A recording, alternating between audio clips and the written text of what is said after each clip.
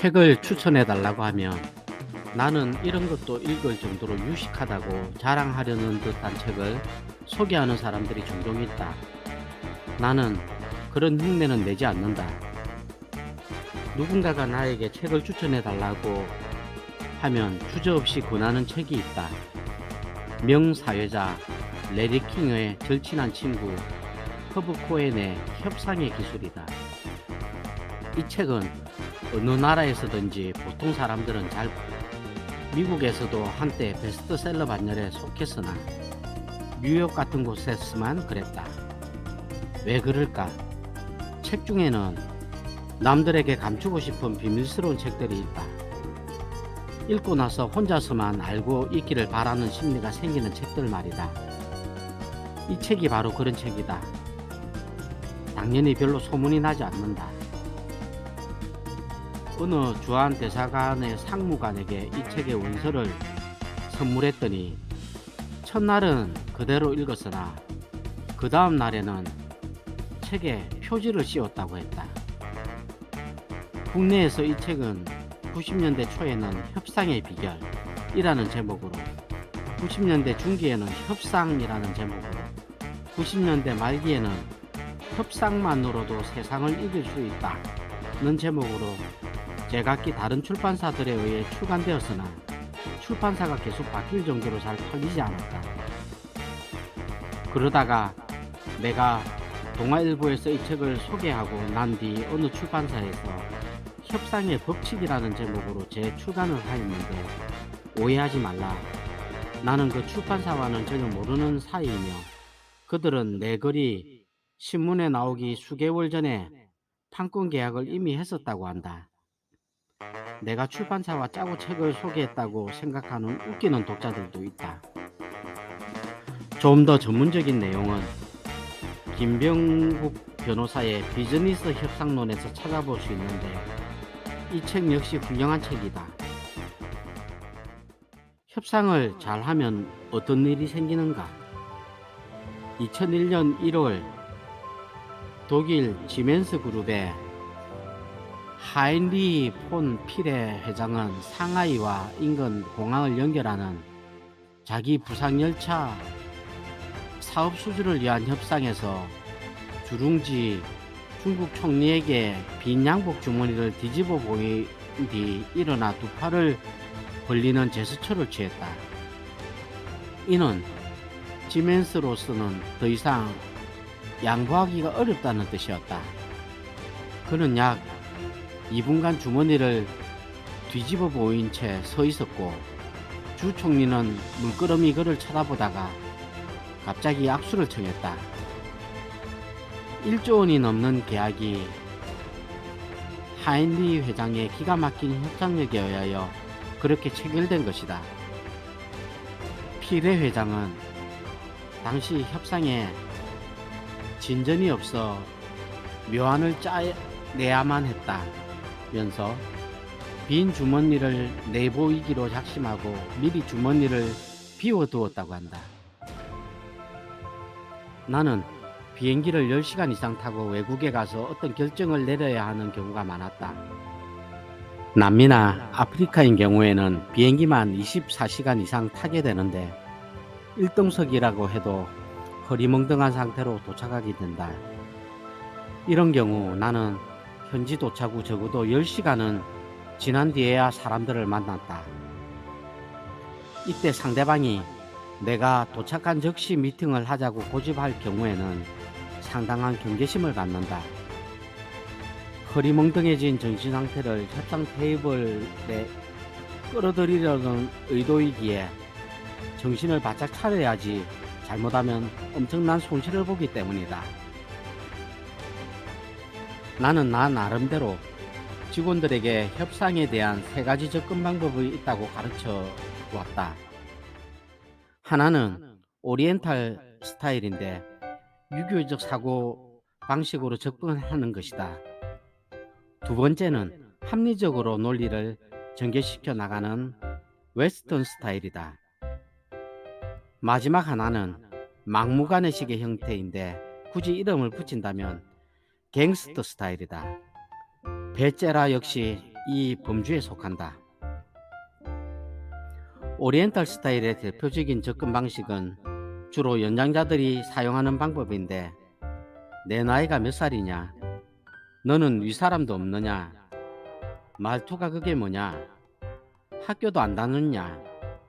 부모도 안 계시냐? 젊은 사람이 그게 뭐냐? 가정교육을 어떻게 받았느냐? 등등의 말이 그 범주에 속했다. 이렇게 말하는 상대가 다시는 만나지 않을 상대라면 갱스터 스타일로 대항하는 것이 가장 효과적인데, 예를 들면 다음과 같다. 에이 18, 내가 나이 X같이 말아 처음 먹어오는데 18로 뭐 보태준 거 있냐? 그래, 나 18놈의 X같은 호로새끼로 자랐다. 그래서 18, 내 음이 X같이 뭐가 어떻다는 거야? 혹은 내 음이 18, 나 못 배우고 가방 가벼워서 무식한데, 그래, X나게 유식한 당신 18 그래서 뭐가 어떻다는 거냐?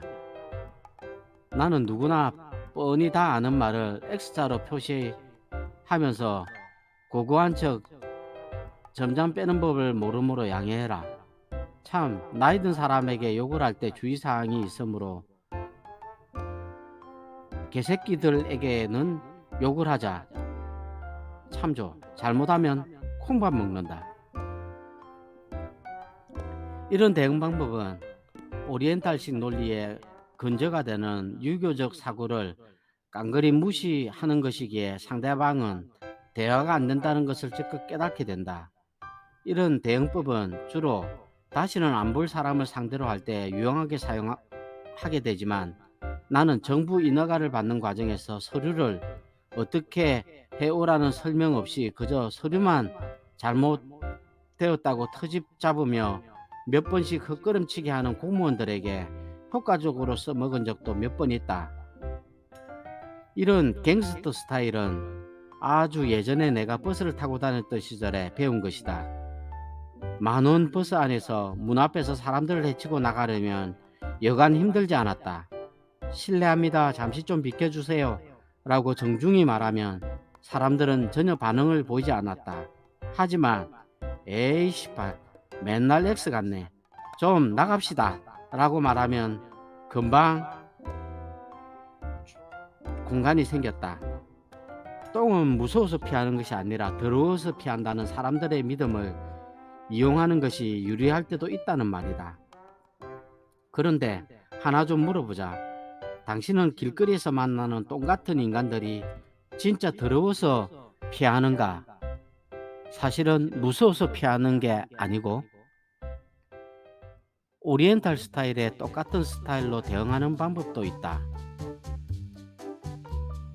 이런 방법은 주로 얼굴을 자주 대면하면서 상대에게 이용하게 된다. 이를테면 이렇게 말한다.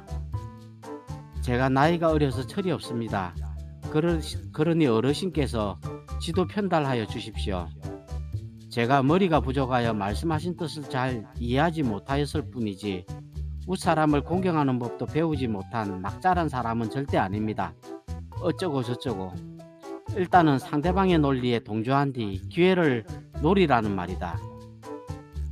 오리엔탈 스타일의 웨스턴 스타일로 접근하면 어떨까? 예를 들어 비즈니스 협상 중에 상대방이 인간적인 면을 강조하는 오리엔탈 스타일인 경우가 있다. 회사에서는 제 입장이 현재 이러저러합니다. 인간적으로 저를 좀 도와주십시오. 이 은혜는 절대 잊지 않겠습니다. 이런 상대를 만나게 되면 나는 직원들에게 웨스턴 스타일로 대응하라고 했다. 단 조건이 있다. 우리 측이 문서나 계약 내용으로 보아 유리한 경우에만 그렇다. 저도 물론 당신의 입장을 충분히 이해합니다. 그러나 문제의 핵심은 그것이 아니라 이것입니다. 이 문제 자체에 초점을 두고 생각해 보세요. 잘못된 것은 분명히 하고 바로잡아야 하지 않겠습니까? 오리엔탈 스타일에 대처하는 또 다른 방법은 상대방과 마찬가지로 오리엔탈 스타일을 취하되 좀 더 높은 유교적 가치에 호소하는 것이다. 저라고 뭐 별 수 있겠습니까? 우리는 다 같이 봉급쟁이 아닙니까? 호라비 사정 과부가 안다고 저도 도와드리고 싶습니다. 하지만 제가 지난달 잘못을 범해 심할서를 썼습니다. 저도 부양해야 할 가족이 있습니다. 제 아내는 지금 임신 8개월이고 저희 부모님은 연로하신데 제가 부양해야 합니다. 제가 심할서를 한 번 더 쓰게 되면 그땐 회사를 그만두어야 합니다. 저희 사장 새끼 악질이라는 거 잘 아시지 않습니까? 제발 저를 좀 도와주십시오. 저보다 못한 상황에서 사시는 분은 아니지 않습니까? 어쩌고 저쩌고. 즉 상대방이 회사 내에서의 어려움을 인간적으로 호소한다면 가정 내에서의 어려움을 호소하고 더 나아가 부모 부양 문제까지 언급을 하라는 말이다. 왜냐하면 효도는 전통 가치 중 최고로 인식되는 것이기에 아무도 그것보다 더 높은 가치를 끌어오지 못하기 때문이다. 이러한 방법은 우리 척에도 잘못이 있을 때 사용된다. 상대의 논리가 오리엔탈과 웨스턴이 섞인 복합 스타일인 경우에는 우선은 말꼬리를 터집잡아 낚아채야 한다. 이를테면 상대가 연장자라면 말씀하시는 내용이야 충분히 이해가 되고 선생님 입장이니까 그렇게 말하실 수 있는 것이지만 저야 입장이 다르지 않습니까? 그런데 입장 차이를 떠나 아까부터 제가 상당히 기분 나쁜 게 있는데 도대체 내가 선생님 아들도 아닌데 어째서 반말을 하십니까? 말이라는 것이 아 다르고 다른 법 아닌가요? 어차피 당신은 속으로는 논리 싸움에 대응하지 못하고 있음을 알 터이니 엉뚱하게도 상대의 말투로 시비를 잡는 것이다. 왜냐하면 예의를 갖추어 서로 존대를 해야 한다는 것도 오리엔탈 스타일에 사용되는 논리 중 하나이기 때문이다. 이렇게 되면 문제의 본질에서 벗어나 엉뚱한 것으로 초점이 옮겨지는 효과를 갖게 된다. 웨스턴 스타일에 반드시 웨스턴 스타일로 대응해야 하는 경우는 계약서 작성을 할 때이다.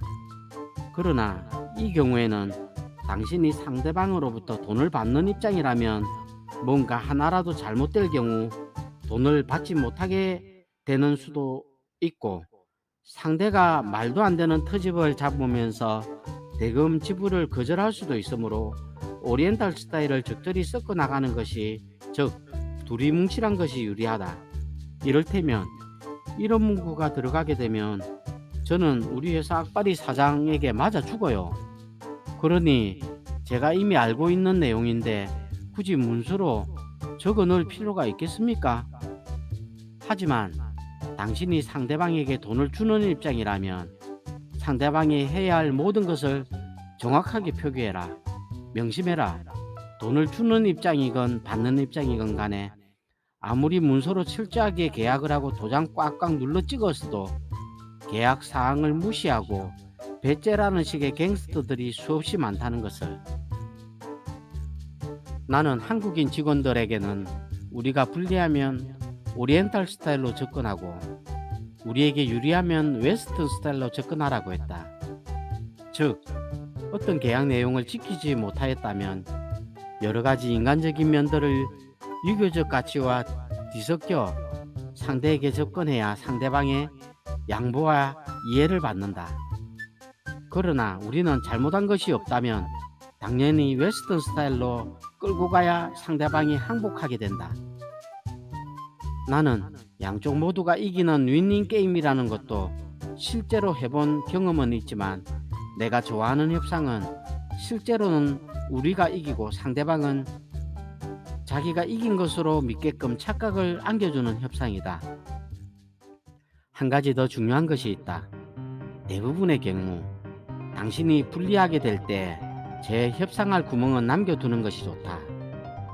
특히 봉급 생활자들은 협상을 임할 때 반드시 당신에게 90%의 결정권은 있지만 남은 10% 결정권은 다른 사람을 뭐의 허락을 받아야 함을 상대에게 인식시켜 주어야 한다.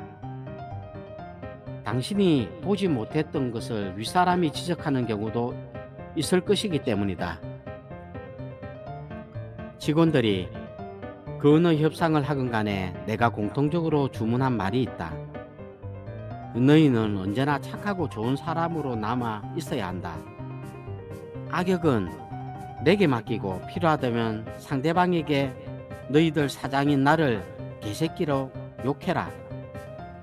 너희는 상대방이 제시하는 조건을 다 들어주고 싶은데 쌍놈의 사장 새끼가 결제를 안 해준다고 말해라.